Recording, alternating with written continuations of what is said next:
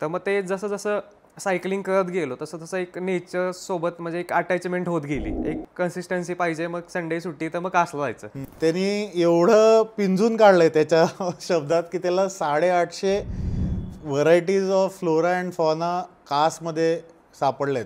म्हणजे छोट्या छोट्या गोष्टी आपल्याला मोठे मेसेजेस देतात. ब्रेनला एकदम फ्रेश ऑक्सिजन मिळाल्यामुळे तुमची क्रिएटिव्हिटी एक वेगळ्याच लेवलला असते. म्हणजे माझं कॉम्पिटिशन माझ्याशीच आहे. बरोबर. सायकलिंगमुळे खूप मित्र झाले. थोड्या प्रिकॉशन्स घ्यायच्याच. बरोबर. ट्रेल्सला सोलो जाऊ नयेच, म्हणजे ट्रेल्सला एकटं जाणं म्हणजे चुकच आहे मोठी. त्यामुळे मग तो एक पर्स्पेक्टिव्ह घेऊन की फक्त सायकलिंग रेसिंगमध्ये मजा नाही आता राहिलेली. सायकलिंगने तुम्ही अख्खं म्हणजे जग वाचवू शकता.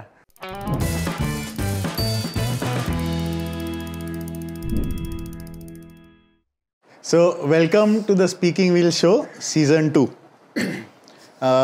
जसं की काही स्पीकिंग व्हील्सच्या फॉलोअर्सना माहिती असेल की आम्ही जेव्हा पण सायकल राईडवर जातो त्या फोटोग्राफसाठी खूप थांबतो आणि खूप सारे फोटोग्राफ्स काढतो. तर फोटोग्राफ्स काढणे सायकल राईडवर हे स्पीकिंग व्हीलचं खूप एक एसेन्शियल एलिमेंट आहे.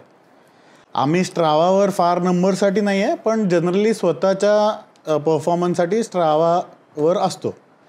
तर कधीतरी स्ट्रावावर काही दिवसांपूर्वी I came across a profile ज्याच्यावर फंटॅस्टिक फोटोज होते during the MTB rides. So abundant nature आणि मॅक्रो फोटोग्राफी, फुलं, इन्सेक्ट्स, अमेझिंग फोटोग्राफ्स. आणि मग मला क्युरिओसिटी झाली की कोणी काढले आहे, कोणाची प्रोफाईल आहे. So this is a person from Satara, Vivek Deshmukh, जो आज आपला गेस्ट आहे.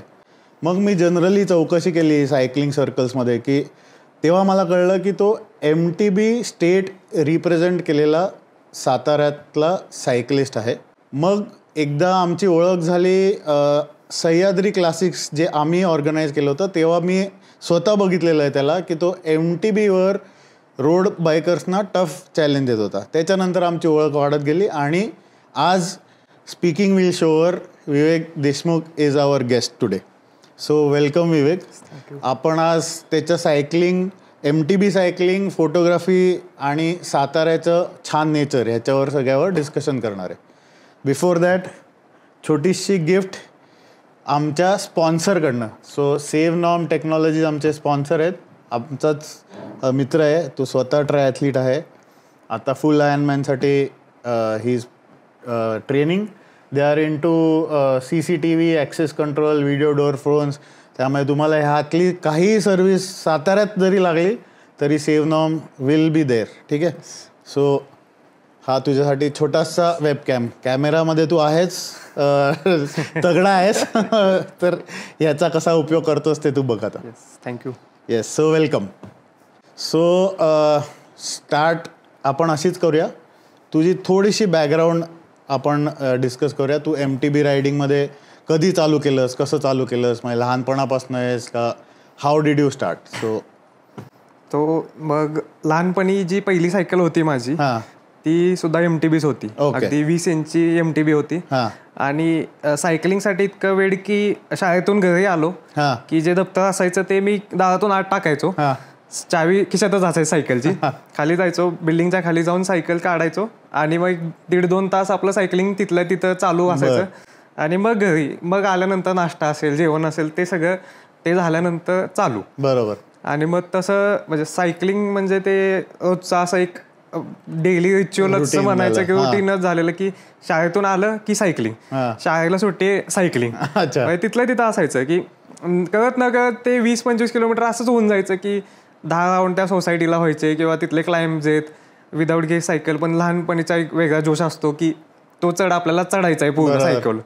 त्यानंतर जी मोठी सायकल दुसरी घेतली ती सुद्धा मग गिअरचं तेव्हा एक फॅसिनेशन होतं मुलांना की बाबा गिअरची सायकल पाहिजे. तर वर्गामधली पहिली गिअरची सायकल घ्यायची म्हणून मग ती हट्ट करून गिअरची सायकल घेतली. त्यानंतर मग ती गिअरची आली की तिला एक वेगळे पॉवर ब्रेक्स आले, थोडं स्टंटिंग आलं, थोडं मित्रांच्या मध्ये हवा थोडी करायला म्हणून स्टंटिंग चालू झालं. त्यानंतर मग छोटेसे ट्रेल वगैरे आसपास असायचे घराच्या, मग ते त्या सायकलवरच करायचं काय असेल ते म्हणजे चॅलेंज की बाबा हा चढ आपल्याला आज लगेच सायकलवर जायचंय, न थांबता जायचंय किंवा पाय न टेकवता आपल्याला तो चढ आपल्याला सायकलवर करायचंय. मग तिथून अशी सुरुवात झाली. आणि शाळा संपल्यानंतर मग कॉलेजला जायचं. तर कॉलेजमध्ये एक ऑप्शन होते गाडी किंवा सायकल. बरोबर. तर म्हणलं मला तर सायकलच चालेल. अरे वा. मग गाडी कॅन्सल केली आणि एक विदाऊट गिअरची सायकल, एक लाईट वेट म्हणलं घ्या. कारण गिअरच्या सायकलचा असा अनुभव आलेला की मला काय आयडिया नव्हती गिअर वापरण्याची, त्यामुळे मेंटेनन्स जास्त आलेला. आणि ते सारखं मला आठवड्यातून एकदा तरी ते दाखवायला जायचं की मेकॅनिककडे जा, सायकल दाखव, गिअर शिफ्टिंगचं कर. त्यानंतर वैतागून एक विदाऊट गिअरची लाईट वेट सायकल घेतली आणि तिथून मग आपलं डेली कॉलेजला याला जायला चालू केलं. आणि असाच एक रँडमली मित्र भेटला जो म्हणला की विकेंडला काय करतोय. तो पण एक असं इंथुझियास्ट होता सायकलिंगमध्ये. मग म्हणलं काय नाही, काय आपलं सायकलिंगचा प्लॅन करायचा का. तर म्हणलं आपण सायकलिंगला जाऊया कासला. कास म्हणजे आपलं साताऱ्यातून एक 25 किलोमीटर आहे कास तलाव. बरोबर. मग म्हणलं ठीक आहे आपण जाऊया सायकलवर. आयडिया काहीच नव्हती. कास आधी गेलेलो एकदा गाडीवर गेलेलो, त्यामुळे कास म्हणजे असं वाटायचं की महाबळेश्वरपेक्षा पण लांब गोष्ट आहे. बरोबर. मग झाला प्लॅन, रँडम प्लॅन झाला. सकाळी कॉल केला मित्रांनी संडेला, सायकल काढली आणि निघालो. पहिलीच राईड होती कासला. आणि जाताना सुरुवातीला एक सातारा सिटी सोडली की लगेच घाट चालू होतो. 3.5 किलोमीटरचा घाट आहे. घाट म्हणजे तो 3.5 किलोमीटर असला तरी इतका ग्रेडियंट म्हणजे 7% ॲव्हरेज ग्रेडियंट आणि सायकल विदाऊट गिअरची. 4 वेळा थांबायला लागलं, पण म्हणलं आज आपल्याला तर जायचं ते कासला. 4 वेळा थांबलो, चाललो थोडंसं, शेवटी कासला गेलो. त्यावेळी मला कासला जायला आणि जाऊन यायला एक अख्खा दिवस गेलेला. अच्छा. आणि त्यानंतर मग एक रुटीन झालं की बाबा एक कन्सिस्टन्सी पाहिजे. मग संडे सुट्टी तर मग कासला जायचं आणि निवांत वेळ असेल, कधी कुठली सुट्टी असेल तर आपलं थोडं तरी कास किंवा यवतेश्वर असेल थोडं तरी जाऊन यायचं. आणि मग तशी सवय वाढत गेली, म्हणजे आपलं एक आवड निर्माण झाली. बरोबर. त्यातून फोटोग्राफीची पण आवड वाढायला लागली. आणि मग नंतर रेसिंग बद्दल थोडं ऐकलं. बरोबर. मग ते रेसिंग ऐकलं की मग रोड बाईक बघितली, एका मित्राकडे होती. मग डोक्यात आलं की आता आपण रेसिंग केलं पाहिजे तर मग रोड बाईक पण पाहिजे. बरोबर. मग म्हणलं रोड बाईक घेऊया. आणि मग रोड बाईक घेतल्यापासून थोडं मग नंतर जाणवलं की आपली MTB होती तेव्हा आपण बिंदास कुठेही जायचो. पण रोड बाईक आली की मग आपल्याला विचार करावा लागतो की बाबा इकडे पंक्चर झाली तर कसं काय व्हायचं, तिकडे कॉल पण लागत नाही, कुठेतरी लांब गेलो आपण रस्ता खराब आहे तर मग पुढे कसं जायचं. त्यानंतर मग MTBचा थोडा रिसर्च केला आणि त्यानंतर कळलं की MTBच्या पण रेसेस आपल्या इथं होतात. ओके. मग त्यानंतर एक MTB घेतली. मग आपला डेली जो रुटीन होता माझा, म्हणजे जो फेवरेट रूट होता सातारा ते कास, तो मग आपला डेली चालू झाला. अच्छा. MTB घेतल्यापासून. अच्छा. सो तू आता मगाशी म्हणाला की पहिल्यांदा तू सातारा टू कास गेलास, तुला सातारा टू कास जाऊन यायला एक दिवस गेला. तुला आता किती वेळ लागतो? आता 2.5 तास. So it's a big improvement or achievement. किंवा आणि तुझ्या स्ट्रावावर मी जेव्हा पण बघतो तू ऑलमोस्ट दररोज कासला होतास, राईट. सो तो तुझा असा एकदम नशा आहे. नाईस. आणि मग तू पहिली कॉम्पिटिशन कुठली MTB वर? पहिली MTB मग नॅशनल साठी सिलेक्शनला गेलेलो, आपल्या आळंदीच्या इथं झालेलं. ओके. आणि पुण्यात आळंदीला होतो नॅशनलचा, 2021चा होता. आणि तेव्हाच मग सायकल घेऊन 1-2-3 महिने झालेले. म्हणलं आपल्याला खेळायचीच आहे रेस. मग त्याच्यासाठी मग डेली कास चालूच झालेलं रुटीन. अच्छा. डेली कास करायचंच आहे. मग त्यानंतर सिलेक्शन झाला MTBचा आणि टीमसाठी आपलं सिलेक्शन झालेलंच. ओके. स्टेटच्या टीम मध्ये होतो. त्यानंतर थोडं म्हणजे क्लाइम्बला स्ट्रॉंग होतो, टेक्निकल मध्ये एकदम नूब होतो. त्याच्यामुळे तो एक डिसएडव्हान्टेज झाला की जो ट्रेनिंग कॅम्प असतो तो आपल्या नॅशनलचा 1 आठवडा आधीच होता. त्याच्यामध्ये एक मोठा क्रॅश झाला. त्यामध्ये पुढचा व्हील डाऊनहिलला लॉक झाला आणि ओव्हर बार्स गेल्यामुळे माझे दोन्ही हात इंज्युअर्ड झाले.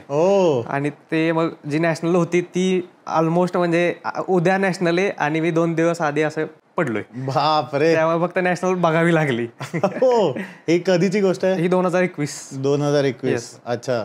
पण मग तू जेव्हा कॉम्पिटिशन मध्ये एंट्री, म्हणजे पुण्याच्या सिलेक्शन मध्ये एंट्री घ्यायची ठरवलीस, तेव्हा तुला ट्रेनिंग किंवा असं काही कोण नव्हतं? नाही. तू स्वतः डेली एकच टार्गेट असायचं की कासला जाऊन यायचं आपल्याला. पण असं काय कोच, फॉर्मल कोच वगैरे काहीच नाही केलं? तेच आपलं ट्रेनिंग. ओके. जेवढं आपल्याला जेव्हा सिलेक्ट झालास तेव्हा मग प्रॉपर फॉर्मल ट्रेनिंग सुरू झालं? तुझं काय कॅम्प झाला असेल? थोडा कॅम्प झाला. त्याच्यामध्ये मग आपले रोजचे त्या ट्रॅक वरचे म्हणजे ज्या टेक्निकल गोष्टी आहेत बरोबर त्या नीट अभ्यास करायला चालू झाला. मग त्याच्यानंतर तू प्रॉपर ट्रेनिंग मध्ये घुसलास की पुढची जर्नी कशी होती? मग त्यानंतर एक अनुभव आला की आता आपल्याला तर पहिली नॅशनल होती, पहिलाच फेल झालाय, तर मग आता इथून पुढे आपल्याला अशी तयारी करायची की ते म्हणजे कधीही नॅशनल झोपेतून उठून जरी सांगितलं की बाबा तू नॅशनल सिलेक्शन आहे तरी तुला काहीच प्रॉब्लेम नाही आला पाहिजे. मग तिथून ट्रेनिंग तर मग डेली चालूच झालं की त्यापेक्षा दुप्पट जोशनी ट्रेनिंग रोज कासला चालू केलं. आणि त्यानंतर मग काही गोष्टी म्हणजे थोडा एक बिझनेस साईडला गेलो, त्याच्यामुळे म्हणलं की थोडं आपण थांबूया, थोडा ब्रेक घेऊया, पण आपलं ट्रेनिंग नाही बंद झालं पाहिजे. ट्रेनिंगचं रुटीन तेव्हापासून चालू आहे, ते चालूच आहे की डेली सातारा कास सातारा, आणि विकेंड आपला एखादी सुट्टी असतेच आठवड्यातून, तेव्हा मग महाबळेश्वर असेल, आंबेनळी घाट असेल किंवा तापोळा असेल, बामनोली, जवळपास म्हणजे 2000 मीटर तरी कमीत कमी इलिव्हेशन गेन झाला पाहिजे एका दिवसात. मग तो म्हणजे फुल डे सायकलिंगच. अच्छा, पण हे तू स्वतः ट्रेन करतोस, कोणाच्या अंडर काही ट्रेन वगैरे नाही करत? हो, अच्छा.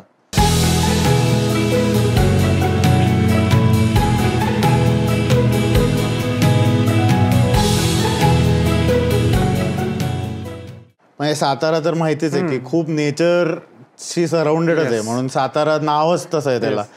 तर तुला ही नेचरची आवड किंवा नेचरच्या फोटोग्राफीची आवड कशी लागली, किंवा तुझा ह्याच्यात काही बॅकग्राऊंड आहे का? बॅकग्राऊंड तसं काहीच नाहीये, कारण जसं मी 11वीत गेलो, मी आधीपासून पूर्ण टेक्निकल माणूस होतो.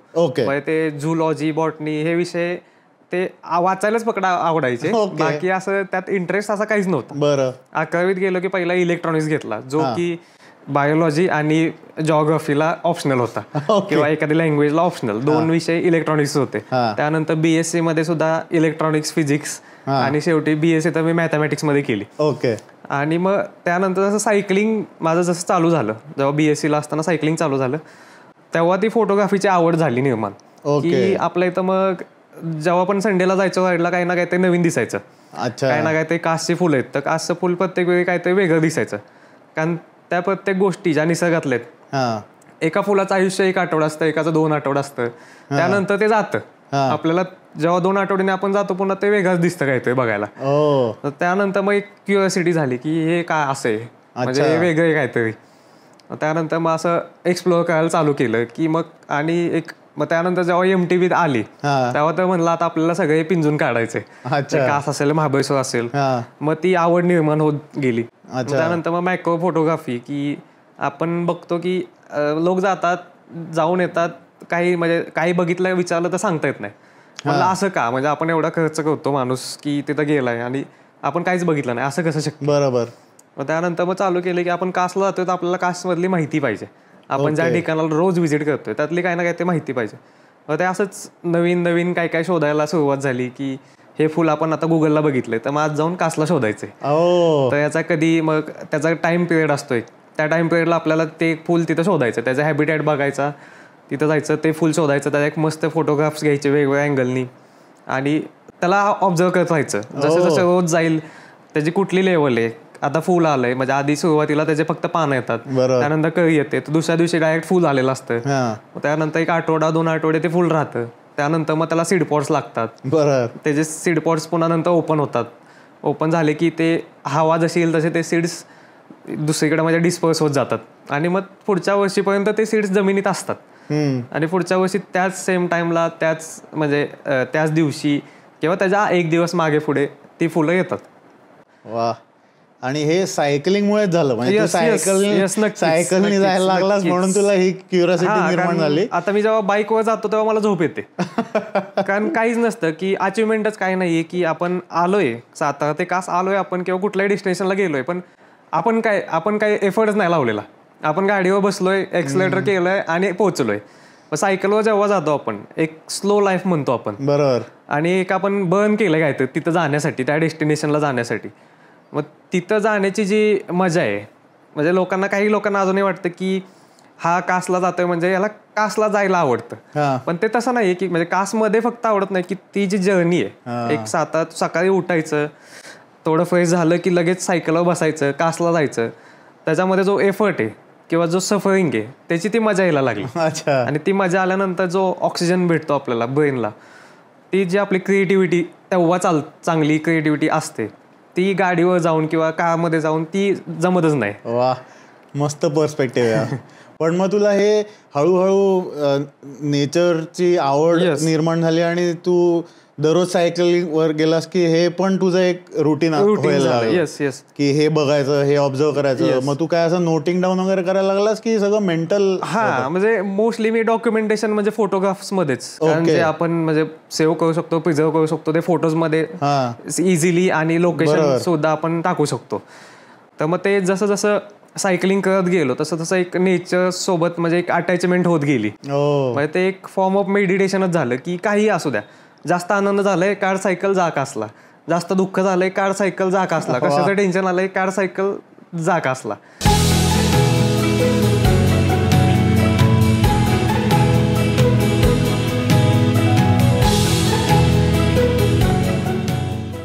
आणि आता तू साधारण असं ऑफ हँड जसं आपण सांगतो की 2.5 किलोमीटरचा घाट आहे आणि एवढं एलिव्हेशन आहे, आणि तसं फुलं किती आहेत कासला असं सांगू शकतोस पटकन? सांग मग थोडेसे मला स्टॅटिस्टिक्स दे. तसे टोटली बघायला गेलं तर फ्लोरा आणि फाउना टोटल काउंट 850 पेक्षा जास्त आहे. तिथली काही फुलं अशी आहेत की फक्त आणि फक्त तुम्हाला तिथंच बघायला मिळतील, दुसऱ्या कुठल्या अल्टिट्यूडला मिळणार नाहीत. आणि प्रत्येक म्हणजे सीझनला वेगवेगळी फुलं आहेत. अगदी म्हणजे जसा पाऊस पडतो आपल्याला फक्त माहित आहेत की ती पावसातलीच फुलं आहेत, पण त्याच्यानंतर सुद्धा जेव्हा आपण 1 वर्ष अखंड बघत जातो ना, तर आपल्याला प्रत्येक दिवशी प्रत्येक आठवड्याला वेगवेगळं फुल असं बघायला मिळतं. तसा म्हणजे काउंट इतका आहे की मी सुद्धा ते सांगू शकत नाही नंबर्स मध्ये. जेव्हा मी सगळे टोटल फोटो सॉर्ट करेन तेव्हा मला आयडिया येईल की एवढी फुलं आपली बघून झालीत.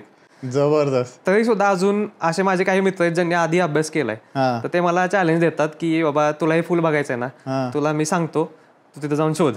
मग माझं तेवढंच असतं की आपल्याला एका राईड मध्ये जायचं, शोधायचंय.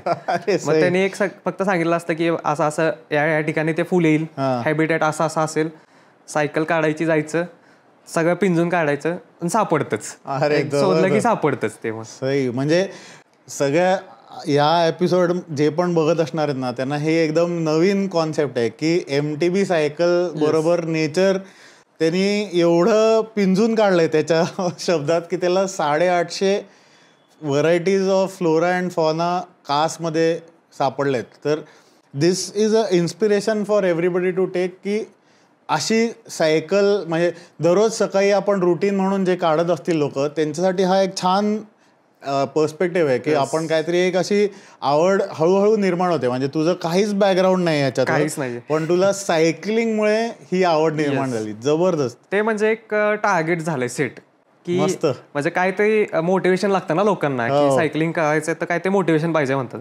मग हेच मोटिवेशन झालं की तुला काय ते बघायचंय रोज, किंवा तुला शोधायचंय, किंवा भले तू आधी बघितलेस तर मग तुला तिथे जाऊन खात्री करायची की या वर्षी पण ते फुल आलंय का. ती तुझी जबाबदारी आहे की ते फुल तिथं आलंच पाहिजे. नाही आलं तर मग त्याच्यासाठी तू काय करू शकतोस की ते फुल नष्ट नाही झालं पाहिजे. कुठलाही फुल असेल किंवा कुठलाही किडा असेल तर तो तुला ह्या वर्षी सुद्धा, मागच्या वर्षी ज्या टाइमला बघितलाय त्या टाइमला आत्ता पण बघायचं आहे. आणि ते एक म्हणजे सेन्स ऑफ रिस्पॉन्सिबिलिटी आला की ह्याचं नष्ट होणं म्हणजे एक मोठा धोका आहे. फक्त त्या निसर्गासाठी नाहीये, अख्ख्या पृथ्वीसाठी मोठा धोका आहे. म्हणजे छोट्या छोट्या गोष्टी आपल्याला मोठे मेसेजेस देतात. काही फुलं आहेत, आता बहावासारखी फुलं आहेत, बहावा उमलला की 1-2 महिन्यांनी पाऊस येतो म्हणतात. मग ते झालंय. ते काही गोष्टी आहेत, काही फुलं आहेत अशी ऑर्किड्स आहेत जे आता आपल्याला कासला किंवा आपल्या वेस्टर्न घाटमध्ये दिसलं की समजायचं की अंदमानला मान्सून आलेला आहे असं ते इंडिकेट करतात तुम्हाला. काही पक्षी आहेत जे मायग्रेट करून आपल्या इथे येतात, बरोबर, कुठेतरी मग दुसरीकडे तो चेंज झालाय ते आपल्याला संदेश द्यायचं काम ते करतात. बरोबर. ते एक ऑब्झर्व करायची सवय लागली की आपल्याला आता बाहेर पडलो आपण, एक काहीतरी आता लिस्ट झाली पाहिजे आपली. मस्त. ते बकेट लिस्ट आहे की आज मी हे बघितलंय, आज मी ते बघितलं, की एक डोक्यात काहीतरी घेऊन चालायचं. आणि काही गोष्टी आपण मनात नसतात तेव्हाही दिसतात अचानक. आता गवे दिसतात कधी, असं डोक्यात नसतं की आपल्याला गवे बघायचे, ते अचानक पुढून येतो. ती एक वेगळी अचिव्हमेंट असते. बरोबर. किंवा वाघाचे असतील, वाघ वगैरे त्या टेरिटोरी म्हणजे थोडं पलीकडे गेलं तर वाघाची टेरिटोरी. वाघ म्हणजे त्या कॅट फॅमिलीतला सगळ्यात मोठा. जे हे सगळ्या गोष्टी आपल्या इथं युनिक आहेत, ज्या बघण्यासाठी जगभरातून लोक येतात. मग ते आपण जर रोज बघायला भेटत असतील तर का नाही बघायच्या. मस्त. किंवा का नाही शोधायचं. सही.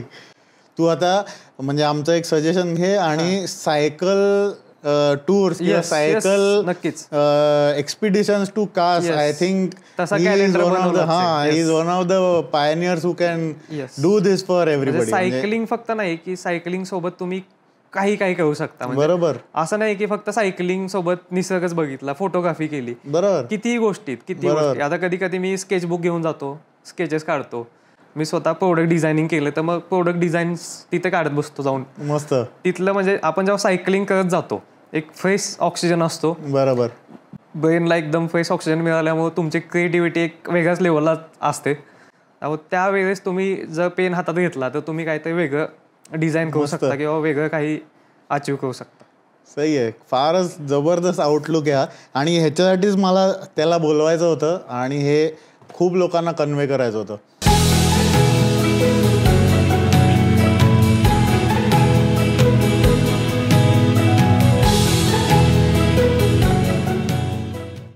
सो मी हे पण ऐकलंय तुझ्याबद्दल की तू पावसाळा जवळ आला की छोटे छोटे सीडचे पॅकेट्स घेऊन जातोस सायकलिंग राईडवर आणि देन तू डिस्पर्स करतोस. आणि सो हे काय तुझं? तर आता ते सीड्स जे आपण बघितले ते उन्हाळ्यामध्ये आम्हीच खाल्लेली फळं असतात. अच्छा.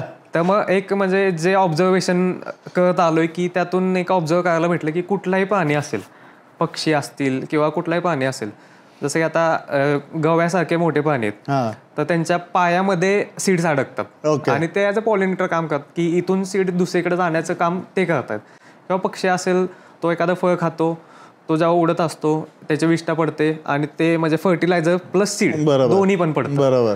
मग माणूस एकमेव प्राणी जो असं करत नाहीये. ओके. मग ते आपण फॉलो केलं पाहिजे. तर मग नेचरमधला माणूस हा एकमेव इलेमेंट नाहीये, सगळ्या इलेमेंट्स आहेत. एक एन्व्हायरमेंट आहे तेव्हा नेचर येतो, तेव्हा जी अर्थ आहे ती एक प्लॅनेट झाला आपला की इथली जी सगळं लिव्हिंग सिस्टीम आहे, इकोसिस्टीम, ती एक ग्रुप ऑफ म्हणजे ऑल इलेमेंट्स किंवा ऑल ॲनिमल्स आहे. ती आपण फक्त म्हणजे एका इलेमेंटमुळे ती डिस्टर्ब नाही झाली पाहिजे. बरोबर. मग ते एक आपली ड्युटी आहे की असं म्हणजे आपण फंडामेंटल राईट्स म्हणतो तसं फंडामेंटल ड्युटी आहे ती की ते आपण सीड्स पुन्हा लावले पाहिजेत. आणि ते असे असतात की जे त्याच ठिकाणावरचे असतात. बरोबर. आपण तिथे जाऊन दुसरी झाडं नाही लावू शकत. आपण सपोज कासला जातो, तिथं काही झाड आहेत, जांभळाचे असतात, अंजनचे असतात, करवंद आहेत, तोरणं असतात, ती ठरलेली झाडे तिथं, हिरडा असेल तर त्याच्याच बिया आपण तिथं लावतोय. बरोबर. ते आपल्यालाच भविष्यात सावली देणार आहेत किंवा आपल्यालाच भविष्यात ऑक्सिजन देणार आहेत. म्हणजे कूलरवर खर्च करण्यापेक्षा आपण ते एक नॅचरल कूलर आहेत जे लॉंग टर्मसाठी आपल्या फायद्याचे आहेत. त्यामुळे मग तो एक पर्स्पेक्टिव्ह घेऊन की फक्त सायकलिंग रेसिंगमध्ये मजा नाही आता राहिलेली, सायकलिंगने तुम्ही अख्खं म्हणजे जग वाचवू शकता.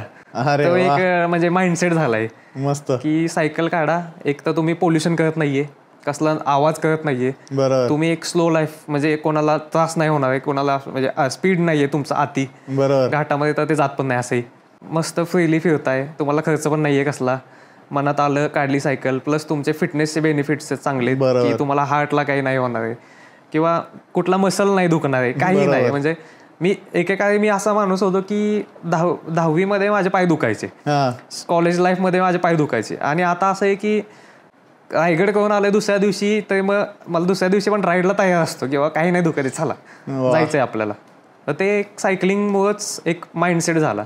त्यासोबत मग रनिंग सुद्धा चालू केलं एक पॅरलमध्ये. बरोबर. सेमच दोन्ही कनेक्ट करतोय की रनिंग म्हणजे रोडला नाही पळत, ट्रेललाच जास्त प्रिफर करतो.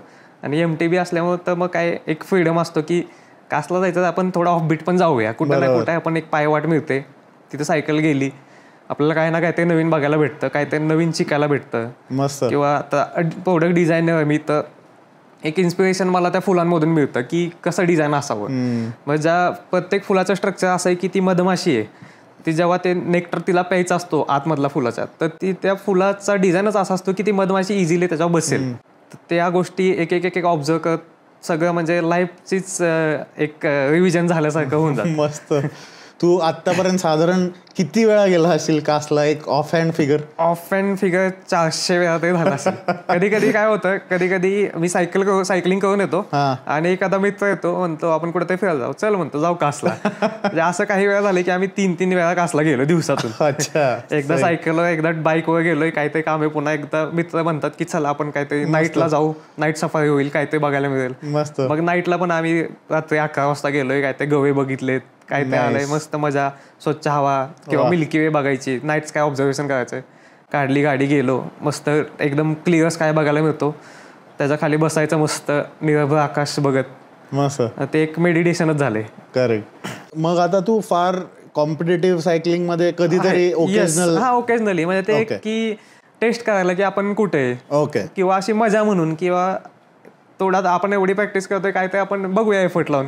ओके. कुठं पोडियम बसेल काही सांगू शकत नाही. कॉम्पिटिशन म्हणजे माझं कॉम्पिटिशन माझ्याशीच आहे. बरोबर. म्हणजे MTB सुद्धा मी का चालवतो तर माझ्याकडे रोड बाईक सुद्धा आहे.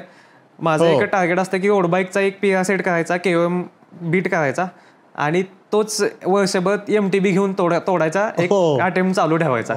की आपल्याला तो सेट केलेला रोड बाईकचा PR आहे, तो जाऊन MTB वर तोडायचा. की मी वर्सेस मी झालं, की मी आधी जसा होतो स्ट्रॉंग त्याच्यापेक्षा उद्या अजून स्ट्रॉंग होणार आहे.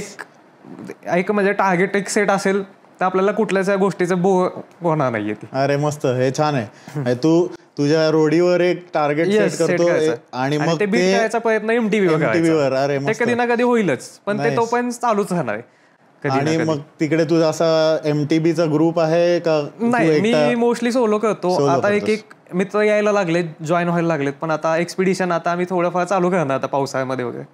पण होतात मित्र, वाढत गेले. सायकलिंगमुळे खूप मित्र झाले. आणि काही मित्र जे आहेत की अगदी त्यांनी 25-30 वर्षाचे असताना फक्त ते माझे सायकलिंगचे फोटो बघून, बाबा तू मस्त सायकलिंग करतो, म्हणलं चल घे सायकल. मग त्याला कोणाच ते सायकल द्यायची दुसऱ्याची, तो येतो आणि मग 2-3 महिन्यात तो नवीन सायकल घेऊन टाकतो. आपल्याला हेच आवडलंय, हेच मस्त आहे. ते पुन्हा बाईकवर म्हणलं, म्हणजे मोटरसायकलवर म्हणलं तर म्हणतात नाही मजा. बरोबर. ही सायकलवरची वेगळीच मजा आहे. बरोबर. त्यामुळे ते अगदी सायकलिस्टच बनत चाललेत. मस्त, सही आहे. सो तू खूप लोकांना अजून मोटिवेट ते होतात. म्हणजे मोटिवेट म्हणजे असं नाही की बाबा तू फोटो बघ, तू एकदा ये. एकच त्याला सांगायचं की तू एकदा चल फक्त कासला. ते एकदाच असं आलं की त्याला एक म्हणजे ती वेगळीच वाईब येते की आपण सायकलो कासला आलोय. एक त्याला पण प्राऊड फील असतं, अचिव्हमेंट असते. आणि त्यानंतर जी ती मजा आलेली असती, म्हणजे आपण गाडीवर येतो म्हणजे कसं अर्ध्या तासात गाडीला किक मारली की झालं, पोहोचलं. पण जेव्हा सायकलवर येतो तेव्हा ते छोट्या छोट्या गोष्टी पण ऑब्झर्व करत होतो माणूस, की एक स्लो लाईफ, बरोबर, फास्ट लाईफ पेक्षा एक स्लो लाईफ कधी म्हणजे काही ना काही ते शिकवत जाते. मस्त. त्यामुळे तो पुन्हा म्हणतो की सायकलचीच मजा आहे. सही. आणि तू साताऱ्याच्या आजूबाजूला किती ट्रेल्स एक्सप्लोर केलायस? म्हणजे कास तर आता तुझं खूप होम ग्राउंड आपण म्हणतो तसं झालंय, तसं खूप आहेत तसे. मग चाळकेवाडी आला, मग चाळकेवाडीकडून कासला, म्हणजे तिथून गाडी जातच नाही. अच्छा. तिथून मग सायकल. मग काही वेळा आता असं होतं पावसाळ्यामध्ये की अख्ख्या रस्त्यामध्ये ओढा असतो, मग सायकल अख्खे म्हणजे सायकलचे अर्धा व्हील पाण्यामध्ये चिखलामध्ये असतो. तशातून अख्खा म्हणजे गुडघा पाय टेकला की गुडघ्यापर्यंत चिखलच. अच्छा. अशातून पण मग ती वेगळीच मजा असते. तुम्हाला एक असं म्हणजे एक म्हणजे असं मॅन वर्सेस वाईल्डचाच फील देऊन जातं ते. मस्त आहे. पण मग तू एवढं छान MTB मध्ये एवढं एक्सप्लोर करतो, तू कोणाला ट्रेन नाही करत का, किंवा तू कोणाला गाईड नाही करत का की MTB सायकलिंग कसं करावं? हा, गाईड करतो मी. जर आता कोण नवीन आहे, आता यंगस्टर असतात, तर त्यांना मी सांगतो की तुम्ही रेसिंग पण करा, पण सुरुवात कशी होते, जो माणूस सुरुवात रेसिंगने करतोय तो मजा घेत नाहीये सायकलिंगची. ओके. मग तो डायरेक्ट एक कॉम्पिटेटिव्ह माइंडसेट बनवतोय, त्यातच अडकतोय की आता आपण रेस जर जिंकली नाही तर मग कसं होईल, मग घरचे काय म्हणतील. तर मग आधी सायकलिंगची मजा घ्यायला शिकवायचं त्यांना, की बाबा तू स्वतःसाठी सायकलिंग कर. बरोबर. कोणतरी बघताय किंवा कोणतरी सांगताय म्हणून तसं नको. आधी तू ये, एक सवय लागू दे, तुझ्या बॉडीला सवय लागू दे. मग जसं तुझा फिटनेस होत जाईल तसं तू रेसिंग तुला इझी वाटेल. बरोबर. आणि ते ट्रेन असं आहे की तुम्ही झोन 1 राईड करा किंवा झोन 4 करा, तुम्हाला ट्रेनच होणार आहे. करेक्ट. कारण इलिव्हेशन गेन 800-900 मीटर होतोच. बरोबर. 50-65 किलोमीटर मध्ये. बरोबर. त्यामुळे तो इनफ आहे. बरोबर. अगदी न्यू बी जर असेल तर तो 2-3 राईड केले आणि त्यांनी जर नंतर एखादा रनर आहे किंवा जस्ट रनिंग चालू केलंय, त्याला आधी धाप लागते आणि त्याला 2-3 वेळा कासला घेऊन गेलो आणि त्यांनी रनिंग नंतर चालू केलं तर तो डायरेक्ट त्याचे PR सेट करत जातोय. आणि तू ट्रेल्स एक्सप्लोर कशा करतोस? म्हणजे बिंदास सायकल घेऊन जातो बिंदास, आणि मग ट्रेल्स आलं की म्हणजे असं काही डोक्यात नसतं. मोस्टली ट्रेल्स तर मी असे अनप्लॅन्डच असतात की गेलोय कासला, चला आज काय ते जाऊ दुसरीकडे ट्रेल्सला. जायचं हळू निवांत जायचं, थोडी एक सेफ्टी, थोड्या प्रिकॉशन्स घ्यायच्याच. बरोबर. ट्रेल्सला सोलो जाऊ नयेच, म्हणजे ट्रेल्सला एकटं जाणं म्हणजे चुकच आहे मोठी. बरोबर. ट्रेलचा पहिला रूल आहे की ट्रेलला जाताना कोणाला ते सोबत घेऊन जायचं. ओके. त्यामुळे जे आपले इझी ट्रेल्स आहेत ते इझी सायकलवर करायचे, जिथं वाटतंय आपल्याला तिथं मग खांद्यावर घ्यायची सायकल आणि चालत जायचं, बाईक अँड हाईक पण होऊन जातो. Okay okay. कारण बरेचशा लोकांना आजकाल ट्रेल रायडिंग एकतर तू मगाशी म्हणला तसं थोडंसं स्टंटिंग एक्सपोजर एवढं झालंय की छान छान डॉक्युमेंटरीज वगैरे आहेत. आपण बाहेरच्या देशात एवढं ट्रेल रायडिंग पॉप्युलर झालंय ते बघतो. सो इकडे पण आपल्याकडे ऑप्शन्स आहेत, म्हणजे रूट्स आहेत. सो पण गायडन्स नाही. गायडन्स साठी कसं अप्रोच करायला पाहिजे, किंवा तुला कोणी समजा आपल्या कुठल्या व्ह्युअर्सना इंटरेस्ट असेल की विवेक मला ट्रेल रायडिंग मध्ये एक्सप्लोर करायचंय, तर कसं तुला कोण अप्रोच करू शकतो? ट्रेल रायडिंग मध्ये म्हणजे आपले आत्ताचे नॅशनल प्लेयर्स आहेत, किंवा मग एक तर मग तुम्ही एखादी तर MTB नॅशनल करून बघा. ओके. तुम्हाला आयडिया येईल की ट्रेल काय असतो. ओके. भले पडल्याशिवाय तर ते करणार नाही, पण तिथं कसं एक कंट्रोल्ड एन्व्हायरमेंट असतं. तुम्ही पडला तरी तुम्हाला कोणत्याही ॲम्ब्युलन्स मध्ये बघून कुठंतरी हॉस्पिटलला तरी नेऊ शकतो. पण सोलो ट्रेल करताना आधी एक तर घरी सांगायचं, किंवा मग जिथं रिस्क प्यायचं तिथं बिंदास तुम्ही खांद्यावर घेऊन जाऊ शकता सायकल, किंवा मग घराच्या आसपास कुठे ना कुठे ट्रेल असतो जिथं लोक मॉर्निंग वॉकला येतात, इव्हिनिंग वॉकला येतात. बरोबर. तसे ट्रेल एक्सप्लोर करायला काहीच हरकत नाहीये. बरोबर. आणि मग तुम्ही आपलं रेग्युलर हेल्मेट हे तर मस्ट आहेत. म्हणजे आमच्या ग्रुपमध्ये जर कोण हेल्मेट नसेल ज्याकडे, तर आम्ही त्याला राईडला नेतच नाही. स्ट्रिक्टली सांगितलेलं असतं तू येऊ नको. आणि मग ऍडिशनल काय पॅड वॅड्स असतात की त्याची एवढी गरज नाही वाटत. जेव्हा आपण सॉफ्ट सर्फेसला पडतो तेव्हा एवढं काय मोस्टली प्रॉब्लेम येत नाही. ग्लोव्ज असावेत आणि हेल्मेट, ह्या दोन मस्ट गोष्टी. ओके. आणि काय असं स्पेसिफिक असते MTB ट्रेल साठी की असं काही नाहीये? आता आपल्यातले एवढे टेक्निकल ट्रेल्स तर नाहीयेत. अगदी मी असा माणूस आहे कधी कधी मनात आलं तर रोड बाईक सुद्धा ट्रेलला घालतो. ओके. पण एवढे असे टफ ट्रेल्स आपल्याला मिळत नाहीत जवळपास. ओके. जो असेल तिथं मग आपण एक त्या प्रिकॉशन घेतला पाहिजे की एकटे जाऊ नये. बरोबर. कोणतंही सोबतीला मित्र असावेत. बरोबर. अगदी पडलं तर उचलायला तरी कोणतंही पाहिजे. बरोबर. नाईस. आणि आता मी तुला मगाशी म्हटलं जसं की सह्याद्री क्लासिक मध्ये मी तुला असं MTB वर पण फुल जोश मध्ये जाताना बघितलंय. तर तू त्याच्यासाठी स्पेसिफिक वेगळं ट्रेनिंग करतो का हे तुझं जे रुटीन आहे दॅट बिकम्स युअर ट्रेनिंग? रुटीनचाच पार्ट आहे. मग तो जे क्लाइम्स आहेत, म्हणजे माझं एकच टार्गेट असतं की क्लाइम्ब आला तर मग ते फुल गॅस जायचंय. शॉर्ट क्लाइम्ब आला तर फुल गॅस. मग तो इंटेन्सिटी इंटरव्हल म्हणजे तेच होऊन जातं की एक दिवस आपल्याला आठवड्यातून 2 दिवस तर एक इंटेन्सिटी करायची. ओके. मग त्यासाठी काही आपण आउट ऑफ द सायडल एफर्ट म्हणतो की जे सायकलिस्ट लोक टाळतात. ओके.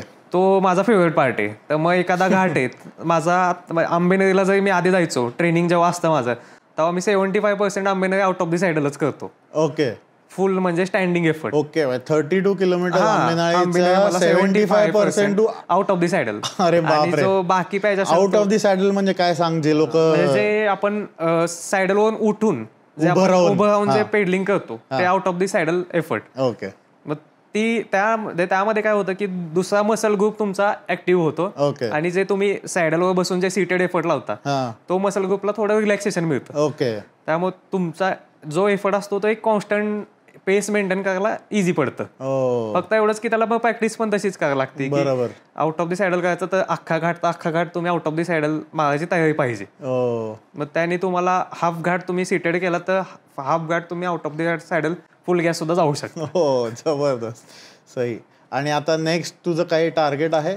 आता अल्ट्रा रेसेस मध्ये चालूच, म्हणजे DC असेल. हो, कारण मी मध्ये असं आता जी इम्पॉसिबल रेस झाली त्याचं मला एक दोघांनी सांगितलं की तू साताऱ्याहून राईड करत आलास, पुण्यातून इम्पॉसिबल राईड चालू केली, संपवलीस आणि परत साताऱ्याला गेलीस. हे जरा मला स्टॅटिस्टिक्स सांग. सातारा टू पुणे किती किलोमीटर झाले? सातारा टू पुणे म्हणजे मी वाया महाबळेश्वर केलेलं. अच्छा. ते पण तू इम्पॉसिबल, मला ते नंबर्स वाचल्यानंतर अशी इम्पॉसिबल वाटली नाही. मग त्याच्यावर म्हणलं तू पहिलं एक काम कर, तू पहिलं इम्पॉसिबल राईडचे डिटेल सांग, काय काय होतं. इम्पॉसिबल राईड मध्ये एक आपले नंबर ऑफ घाट्स आहेत. सुरुवात होते सिंहगड पासून. आपली सिंहगड रोडला स्टार्ट होते. सिंहगड आपण क्लाइम्ब करायचा, त्यानंतर डिसेंड केला की तो आपण खेड शिवपूरच्या तिथे निघतो. डिसेंड नंतर त्यानंतर एक मयाई म्हणून एक क्लाइम्ब आहे 2 किलोमीटरचा, चांगला टफ आहे. तो क्लाइम्ब करायचा. तिथूनच पलीकडे डिसेंड करून मग आपण पुरंदरला गेलो. पुरंदर क्लाइम्ब केला. त्यानंतर डिसेंड करून मग आपण कापूरला आलो. मग तिथून हायवे सेक्शन चालू होतो. हायवे सेक्शनला आपला खंबाटकी घाट लागतो. मग खंबाटकी घाट क्लाइम्ब केला. तसंच आपण वाईच्या दिशेने सुरू फाट्यावरून आपण आतमध्ये गेलो, आणि तिथून मग आपला राहिला की पसरणी घाट, जो वाई ते पाचगणी तो 10 किलोमीटरचा तो झाला. की मग त्यानंतर पुढं भिलाला गेलो आपण. भिलामधून एक शार्प टर्न घेतला की आपण मेढ्यामध्ये जातो, भिला घाट उतरून. मग तो उतरताना पण जास्त चढायचाच आहे घाट भिला, आणि तो उतरला की मग मेढ्यातून पुन्हा आपला जो लास्ट असेल क्लाइम्स लॉंगेस्ट 17 किलोमीटरचा, तो केळघर ते महाबळेश्वर, आणि महाबळेश्वरला फिनिश. म्हणजे तो म्हणतोय बेसिकली की Sinhagad plus Mariai plus Purandar plus Khambatki plus Pasarni plus Medha हे इम्पॉसिबल राईडचं सेटअप आहे. तो त्याला इम्पॉसिबल वाटला नाही म्हणून त्यांनी ऍडिशनल केले. आता तू ऍडिशन काय केलं ते सांग. ऍडिशन म्हणजे एक तर ते रोड बाईकवर सगळेच करतात, त्यात म्हणलं काय अवघड आहे, मग MTB करायचा, आणि MTB काढलीच आहे तर मग MTBला पण अजून थोडा इम्पॉसिबल वाटावा म्हणून मग सातारा ते पुणे महाबळेश्वरकडे गेलो आधी. महाबळेश्वर मधून मग पसरणी उतरलो, आणि तसंच मग आपल्या हायवे टू हायवे मग पुण्यामध्ये फिनिश केली. त्याचा एक 1800 मीटरच्या आसपास इलिव्हेशन गेन झाला हे आदल्या दिवशी. बरं. आणि दुसऱ्या दिवशी राहायलाच दुसऱ्या दिवशी सकाळी इम्पॉसिबल राईड फिनिश. जबरदस्त, अमेझिंग. कारण हे दिस इज अ अचीवमेंट. म्हणजे इम्पॉसिबल राईडच आम्हाला actually as the name suggest it's a tough ride, पण तू त्याच्यात अजून तुझी एक छोटीशी ऍडिशन केलीस. मस्त, जबरदस्त, सही आहे. तुझं आता साताऱ्यामध्ये तू एक नवीन स्टोर पण ओपन केलंस, राईट? सो त्याच्याबद्दल थोडंसं सांग आम्हाला. हा, मग साताऱ्यामध्ये काय होतं, सायकलिंग वाढण्यासाठी खूप स्कोप आहे. बरोबर. पण साताऱ्यामध्ये असं टेक्निकल सपोर्ट नाहीये किंवा कोणतंही गाईड करायला नाहीये.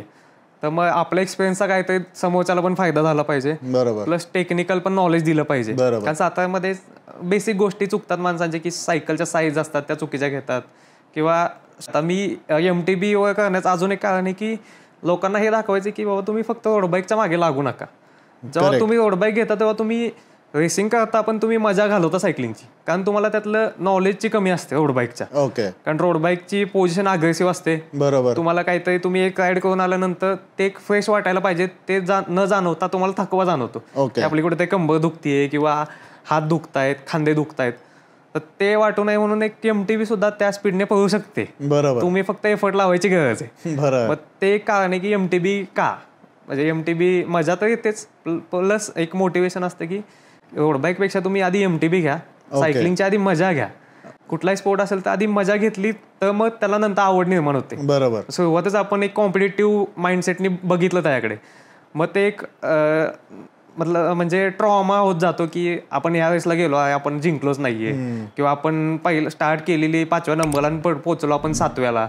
मग तो ट्रॉमा नाही झाला पाहिजे. तुम्ही आधी सफरिंगची पण मजा घ्यायला शिकला पाहिजे, मग कॉम्पिटिशन मध्ये यायचं. सातारा जवळच्या ज्या आजूबाजूच्या जागा आहेत, मग त्या निसर्गरम्य जी ठिकाणं आहेत तर ती जपणं, तर तो एक मोटिव्ह आहे ह्या मागं, की ती जपायची असतील तर तुम्हाला पहिलं सायकलिंग मध्ये आलं पाहिजे. जसं माझी सुरुवात झाली, म्हणजे पूर्णपणे टेक्निकल माणूस जो एकदम नेचरच्या साईडला आलाय, तर मग त्या वेळी सगळ्या लोकांना घेऊन जायचे की तुम्ही साताऱ्यामध्ये या, सायकलवरच या, सायकली घेऊन आपण वर जाऊ. तुम्हाला सांगायला म्हणजे माझे मित्र आहेत किंवा मी आहे, अजून प्रत्येक फील्डमधली अशी माणसं जोडली गेली की तुम्हाला त्या ठिकाणी गेल्यानंतर त्या ठिकाणचं नॉलेज मिळेल. की तुम्ही आलाय तर काहीतरी मोकळ्या हाताने जातो म्हणतो ना, तसं नाही झालं पाहिजे. की आलाय तर काहीतरी मोठं नॉलेज घेऊन गेलाय तुम्ही, की आपण कोणीही विचारलं तुम्हाला की कासला जाऊन काय बघितलं, तर तुम्हाला 10 फुलांची नावं सांगता आली पाहिजेत की का वेगळं आहे, कास का वेगळं आहे, किंवा कुठला आपला सह्याद्री का वेगळा आहे, किंवा आम्ही तर काय बघितलं. अच्छा. त्या मग एक विचार केला आणि नंतर म्हणलं की आपल्याला आता हे मस्ट आहे की स्टोर तरी काहीतरी म्हणजे माणसाला गाईड करायला आपल्याला केलंच पाहिजे. ओके. सो आता साताऱ्यात कुठे आहे तुझं स्टोअर? आणि साताऱ्यामध्ये माझं हायवे पासून जवळच आहे. ओके. म्हणजे आपण बॉम्बे रेस्टॉरंट चौक हा माहितच आहे आपल्या, BRMचा सुद्धा तिथे एक सिटी असतो. बरोबर. तिथूनच एक अर्धा किलोमीटर आतमध्ये हायवे पासून जवळ, म्हणजे जे हायवे टू हायवे जाणारे सायकलिस्ट असतात त्यांना सुद्धा सपोर्ट द्यायला सोपं जातं. प्लस जे सिटीतले आहेत त्यांना सुद्धा आपल्याला जवळ पडेल अशा हिशोबाने एक लोकेशन ते फिक्स केलं. नाईस. तसं गणित नाही नसून ते जेवढा तुम्हाला सुखी राहण्यासाठी कमी स्पेंड करायला लागतो ते आयुष्य. तर ते एक म्हणजे लाईफस्टाईल, म्हणजे ही फिटनेस ही लाईफस्टाईलच झाली पाहिजे. त्या दृष्टिकोनातून मी स्वतःचं स्टोअर चालू करायचं ठरवलं की द स्पोर्ट्स स्टेशन. ओके. मग कुठलेही स्पोर्ट्स असतील तुम्हाला, अच्छा, आम्ही तुम्हाला देणार. मोस्टली सायकलिंग पासून सुरुवात आहे, सायकलिंग फोकस राहील, त्यानंतर मग बाकी पॅरलल मध्ये रनिंग असेल.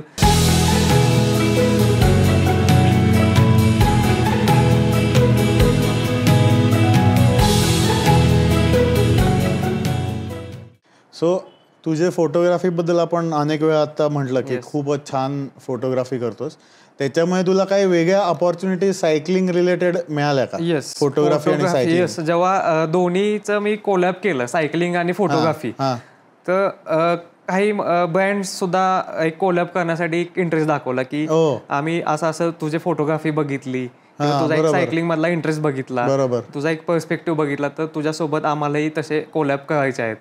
त्यासाठी आम्ही एक ग्रॅव्हलॉग शूट केलेला आपल्या तामिनी घाटाच्या इथंच मुळशीमध्येच शूट केलेला बर्गामोंड सोबत. अच्छा, तो एक वेगळा एक्सपिरियन्स येत जातो की तुम्ही एक आहे ते तुम्ही करत राहा, की काही म्हणजे असं नाही की आपल्याला काहीतरी आलंच पाहिजे किंवा काहीतरी अपॉर्च्युनिटी यावी, येण्याची वाट नाही बघायची. आपण एक कॉन्स्टंट एफर्ट लावतोय तर काही ना काहीतरी कुठून ना कुठून तरी अपॉर्च्युनिटी येतच राहते. पण हा कसला व्लॉग होता, म्हणजे बर्गमॉन्डनी काय केलं? ग्रॅव्हलिंग, आता ग्रॅव्हल सायकल्स म्हणजे जसं मी सांगितलं एमटीव्ही फ्रीडम, बरोबर, तसं आता एमटीव्हीच्या पुढचा टाईप आलाय, थोडं अफोर्ड करण्यासाठी थोडंसं महाग आहे, राईट. पण ते कसं एमटीव्ही थोडं आता आपण म्हणतो की रोड बाईक पेक्षा स्लो आहेत, बरोबर, तो माइंडसेट बदलणार नाहीये. रोड बाईकची जॉमेट्री तुम्हाला भेटली आणि एमटीव्हीचे कॅपॅबिलिटीज ऑफ रोडला आपण वापरू शकतो. मग तसं एक प्रमोट म्हणजे आपल्याला ते कल्चर प्रमोट करायचे की तुम्हाला जर चालू करायचं तर मग तुम्ही ग्रॅव्हल मध्ये सुद्धा चालू करू शकता. आणि इव्हन आता ग्रॅव्हलच्या वर्ल्ड चॅम्पियनशिप सुद्धा व्हायला लागली, बरोबर. तर तशा वेळी मग ग्रॅव्हल बाईक सुद्धा एक चेंज म्हणून आपण म्हणतो बेस्ट ऑफ बोथ वर्ल्ड्स, एक इन बिटवीन एक पॉइंट भेटतो आणि मजा एक वेगळी असते. या व्लॉगचं काय, हा कुठे युट्यूबवर वगैरे? इंस्टाग्रामला माझ्या अकाउंट सोबतच तो कोलॅब आहे. ओके, सो इंस्टाग्रामचं अकाउंट आपण तुझं काय अकाउंट? आपण विवेक देशमुख 07 असं, विवेक देशमुख 07, त्याला फॉलो करा, कारण तुम्हाला खूप छान सुंदर फोटोग्राफ्स आणि सायकलिंग असं कॉम्बिनेशन बघायला मिळेल. आणि व्लॉगची लिंक पण त्याच्यावर आहे.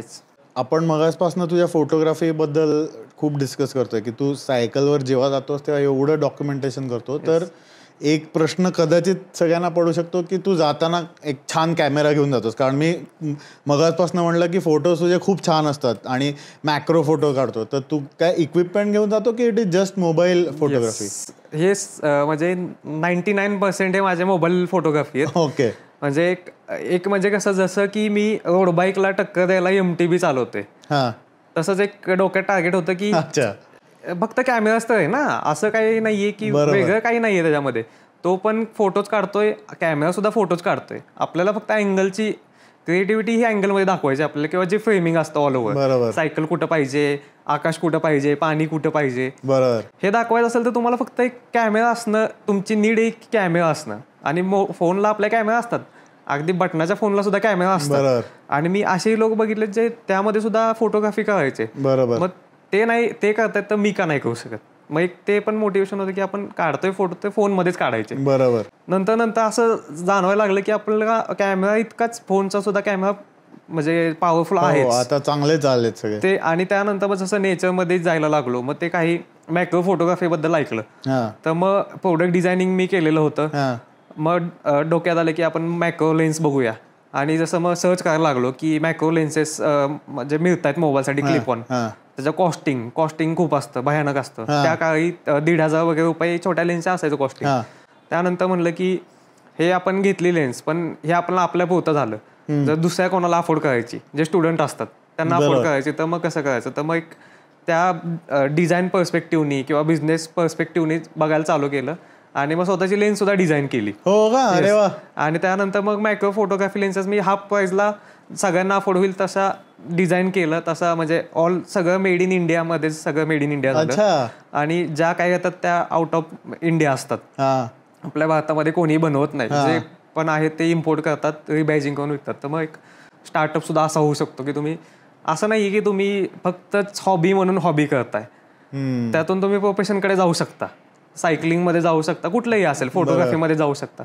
मग त्या एक पर्स्पेक्टिव्हने फक्त बघायला पाहिजे की आपल्याला करायचं. तर मग क्लोजअप घ्यायला माझ्या फोनमध्ये येत नव्हते, मग मी ती स्वतःची एक लेन्स बिल्ड केली, 3D प्रिंटेड माउंट वगैरे बनवला, स्वतःची बिल्ड केली, मला फायनेस्ट रिझल्ट भेटले. अरे वा. मग आयडिया आली की आपण बाकीच्यांसाठी सुद्धा ते अवेलेबल करूया.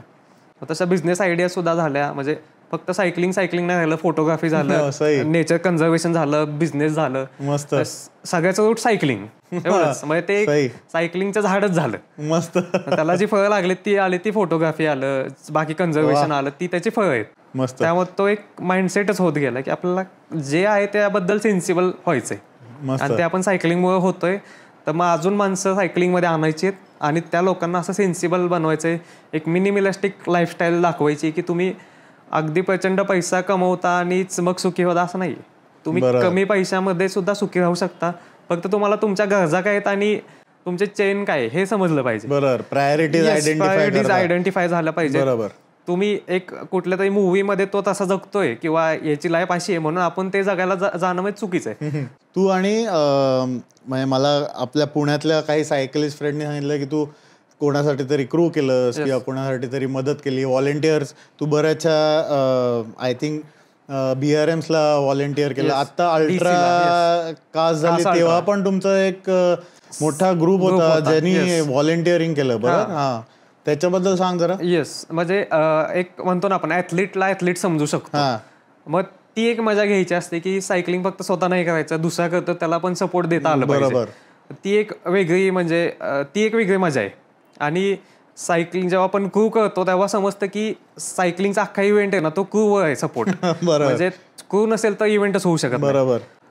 जो सायकलिस्ट एफर्ट लावतो त्यापेक्षा 1000 पटीनं जास्त क्रूचे एफर्ट असतात. सायकलवर आपल्याला झोप येऊ शकत नाही, पण जेव्हा क्रू म्हणून आपण गाडीत असतो तेव्हा आपण गाडी त्या स्पीडने चालते तेव्हा आपण झोप कंट्रोल करणं किंवा या गोष्टी मोठ्या त्या गोष्टींमधून वेगळं शिकायला भेटतं. प्लस मग आता एक रनिंगची पण आपल्या इथे रेस होते कास अल्ट्रा म्हणून, त्यामध्ये रनर्स असतात. तर ते रनर्स म्हणजे आम्ही त्यांना नाही मोटिवेट करत, त्यांचं पळणं बघून आम्ही मोटिवेट होत असतो. कारण ते अख्खी रात्र पळत असतात 50 किलोमीटर आणि 65 किलोमीटर जेव्हा ते पळतात. आणि सगळे अबो 40 जे लोक बघायला मिळतात की अरे हे माणसं नाही आहेत की मशीन आहेत असं, ते उलट मोटिवेशन मिळतं. आम्ही त्यांना वाटतं की आम्ही त्यांना सपोर्ट करतोय, पण ते आम्हाला जास्त मोटिवेट करत असतात. कारण मी तुझ्या टीमचे रील्स वगैरे बघितलं की सगळे सायकलिस्ट MTV वर. सुरुवात झालेली पहिल्या एडिशनला आम्ही 3घच होतो. अच्छा. आणि तिघांमधलं कसं प्रॅक्टिस थोडी माझी होती, माझे 2 मित्र होते ते थोडे ढेपरले नंतर. आणि मग नंतर मला थोडं कळलं की लाईट पण नाही जंगलामध्ये, तर मी एकटा आपलं लाईट दोन्ही बाजूला 2 लाईट पकडून बसलेलो की लाईट लिस्ट पायात दिसावं की साप वगैरे नाहीये काय नाही. आणि त्याच्यानंतर मग दुसऱ्या एडिशनला थोडी आम्ही इम्प्रूव्हमेंट केली, थोडे सायकलिस्ट वाढवले. मग त्यानंतर समजलं की सगळे रनर्स एवढे खुश आहेत की सपोर्टला सायकलिस्ट आहेत किंवा सपोर्टला बाकी व्हॉलंटियर्स आहेत. म्हणजे अल्ट्रा रनिंग म्हणजे वेगळाच गेम आहे. 21 किलोमीटर हाफ मॅरेथॉन म्हणजे एक आपल्याला पहिली जेव्हा हाफ मॅरेथॉन पळतो तेव्हा समजतं की काय मेंटल गेम आहे रनिंग म्हणजे. बरोबर. आणि त्याच अल्ट्रा जर करायचं म्हणलं तर ते सगळं रूट सपोर्टचाच पार्ट, म्हणजे मेन त्याच्यामधला पार्ट आहे तो रूट सपोर्ट आला. अल्ट्रामध्ये फक्त रनरचीच मेंटॅलिटी नाही, पण बाकीच्या लोकांचं पण त्यांना मोटिवेट करणं एक जास्त मॅटर करतं. बरोबर. अशा वेळी जेव्हा आपण एखादा सोलो रनर त्यासोबत जर आपण सायकल चालवली तर त्याला एक म्हणजे आधार असल्यासारखं वाटतं की त्याला एक एनकरेज करण्यासारखी म्हणजे गोष्ट आहे. तो सुद्धा एफर्ट टाकतोय आपल्यासारखेच, तोही एफर्ट टाकतो. बरोबर. सो MTB ट्रेल्स लोकांना ज्यांना करायचे, म्हणजे तू आता फार चांगलं सांगितलंस की it is not about the, म्हणजे आम्ही पण बरेचदा हे करतो की it is not about the equipment. म्हणजे तू आता फोटोग्राफीचं पण म्हटलास किंवा सायकलिंगचं म्हणला की तुम्हाला स्वतःला ती एक आवड लागते, तुम्हाला स्वतःला जिद्द लागते, डिटर्मिनेशन लागतं, मोटिवेशन लागतं. आणि मग द इक्विपमेंट डझंट मॅटर. तुम्ही पहिले स्वतःला ट्रेन करा, नंतर equipment will help you. Yes. Skills पहिली गोष्ट. बरोबर. पहिली गोष्ट आहे स्किल्स. आता अगदी असं पण नाही ना की एवढं बाईक दिली कार्बनची आणि तू पहिल्या दिवशी सायकल चालवतोय आणि तो त्याला प्रोफेशनल रेस मध्ये नेलं तर पहिला येईल, शक्यच नाही. करेक्ट. पण ते जर आधी तो ट्रेन करतोय प्रॉपर, जे आहे त्या इक्विपमेंटवर ट्रेन करा. करेक्ट. जे आहे अवेलेबल त्याच्यामध्ये तुम्ही ट्रेन चालू करा. तो म्हणजे एक्सक्यूज झाला मग की मला सायकल असेल तर मी सायकलिंग करेन, किंवा जर मला पोडियम पाहिजे तर मी चांगलीच सायकल पाहिजे, हे चुकीचं आहे. मग तुम्हाला एक माइंडसेट असा पाहिजे की जे आहे इक्विपमेंट त्यात अटेम्प्ट तरी करू शकतो आपण, ऍटलिस्ट एक ट्राय तरी करा. आय एम शुअर की बरेच लोक म्हणजे हे समजायला पाहिजे की MTB वर पण तो रोड बाईक्स वाल्यांबरोबर कॉम्पीट करतोय, दररोज कास्टला अपडाऊन करतोय. म्हणजे there is motivation, there is happiness that he gets. So equipment is secondary, the will and the determination is primary.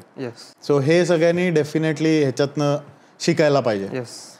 MTB ट्रेलवर तू जेव्हा सुरू केलं, आपण परत थोडंसं इनिशियल गोष्टीकडे जाऊ, तेव्हा तू मगाशी म्हणलास की मी आपण मगाशी एक टच केलं की तुला पहिली राईड 24 तास लागली, 24 तास नाही 18 तास लागले, आणि आता तू 2.5 तासात करतोयस. पण ह्याच्यात तुझं फक्त ट्रेनिंग इम्प्रूव्ह नसणं झालं, तुला कधीतरी बाईक पंक्चर, पहिल्या वेळेला पंक्चर नसेल झाली पण कधीतरी पंक्चर झाली असेल, मग तुला पंक्चर काढता येत होतं का, की तू शिकलास त्याच्यासाठी, किंवा ट्रेलमध्ये तू आता म्हणाला की काही पॅचेस येतात जी एवढं मड असतं, मग कुठेतरी मडगाडमध्ये मड अडकणार, मग तेव्हा काय करायचं. सो हे छोट्या छोट्या गोष्टी शिकत कसं गेला, किंवा तू काय इनपुट्स देशील लोकांना ज्यांना MTB ट्रेल करायची आहे. आता एक सवय झाली सायकलिंगची आणि राईडची सवय झाल्यामुळे एक नाईटमेअर काय होता, तर राईड थांबली नाही पाहिजे. किंवा आता राईडला आपण एखादं ठरवलंय, एक आठवडाभर आपण प्लॅन केलाय की आपल्याला महाबळेश्वरला जायचंय आणि मध्येच कुठेतरी पंक्चर झाली ना आपल्याला घरी यावं लागलं, बरोबर, तर मग तो एक नाईटमेअरच झाला. मग त्याच्यामुळे आपल्याला एक बेसिक गोष्टी तर आल्याच पाहिजेत. मेंटेनन्स ज्या म्हणजे बेसिक हाच होतो की मोस्टली पंक्चर, बरोबर, त्यानंतर जास्तीत जास्त काय होईल तर ब्रेक थोडे कमी जास्त लागतील, बरोबर. या बेसिक गोष्टी अशाच इंटरनेटवरनं बघून शिकल्या. ओके. त्यानंतर मग जे काय लागणारे स्पेअर्स आहेत ते आपले ऑनलाईन ऑर्डर केले. ओके. आणि ते कॅरी करायला चालू केलं. ओके. आणि अगदी काही याला मग जुगाड पण होतात.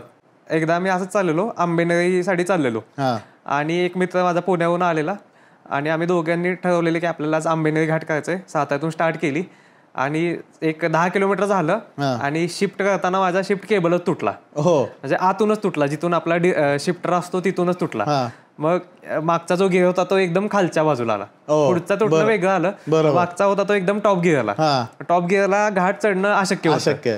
मग आता काय करावं, तर मग डोक्यात आलं की जाऊया आपण माघारी, एक MTB घेऊया आणि MTB ने पुन्हा राईड चालू करू.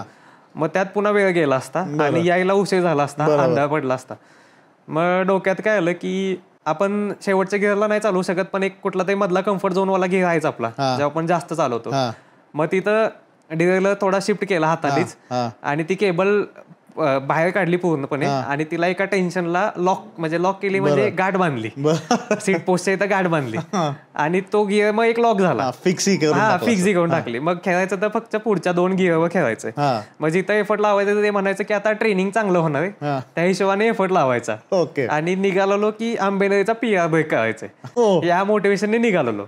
ते एक असं ऍड्रेनलिन होतं की आपल्याला काही होऊ द्या, तो करायचाच आहे. मग निघालो आणि मग जाऊ द्या म्हणलं, आता आपल्याला काही 10 किलोमीटर मध्ये झालं तर मग पुढचं काही असं एवढं नाहीयेच, सगळे घाट तर आपल्याला आपल्याला माहिती आहे कुठला वापरायचंय.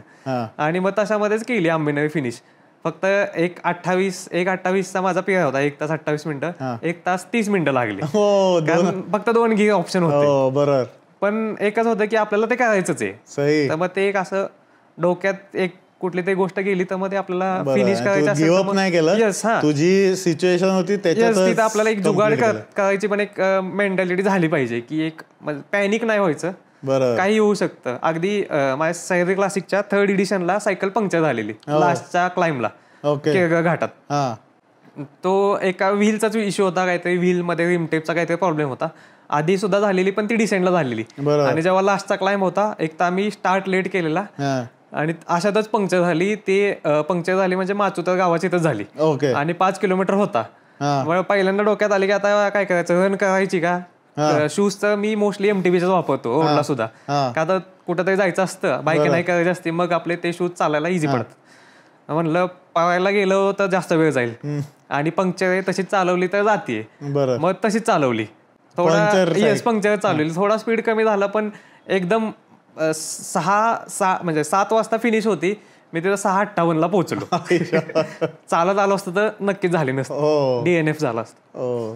मग ते काही जुगाड असतात. मग काही वेळा तुम्हाला व्हील पॉवर पण वापरायला लागते, त्यासाठी मग एक बेसिक मेंटेनन्स प्रत्येकाला आलंच पाहिजे. बरोबर.